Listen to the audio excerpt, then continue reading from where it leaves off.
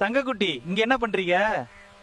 மைக்குக்காரரே, எப்பவுமே நீங்க தானே கேள்வி கேட்பீங்க. இப்ப நான் கேட்கட்டுமாங்க? சரி கேளுங்க. டாக்டர்லயே ரொம்ப பணக்கார டாக்டர் யாருன்னு சொல்லுங்க. எங்களுக்கு நீங்களே சொல்லுங்கப்பா. பல் டாக்டர் தானே. அவர் தான் எல்லாரோடைய சொத்தையும் புடுங்குறாங்கங்க. இப்பதான் ஆவுனா ஹாஸ்பிட்டலுக்கு போறாங்க. ஆனா நம்ம முன்னோர்களுக்கு உணவே மருந்தா இருந்துச்சுங்க. எப்படிங்க சொல்றீங்க? இங்க பாருங்க, இந்த நெல்லிக்காய் நம்மள என்னைக்கு 16 வயசாவே வச்சிருக்குங்க.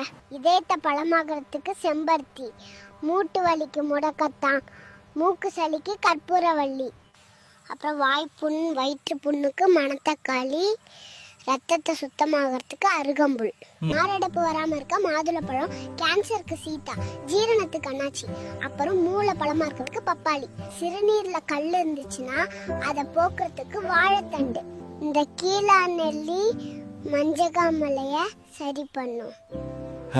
நம்ம முன்னோர்கள்லாம் இதை சாப்பிட்டு நோய் வராம இருந்தாங்க. ஆனா நம்ம நோய் வந்தா மட்டும் இதெல்லாம் சாப்பிட்டுறோம். உணவே மருந்துன்ற காலம் போய் மருந்தே உணவுன்ற காலம் வந்துருச்சு. காலை மதியம் இரவு இப்படி 3 வேளையும் மாத்திரை எடுத்துக்கிறோம்.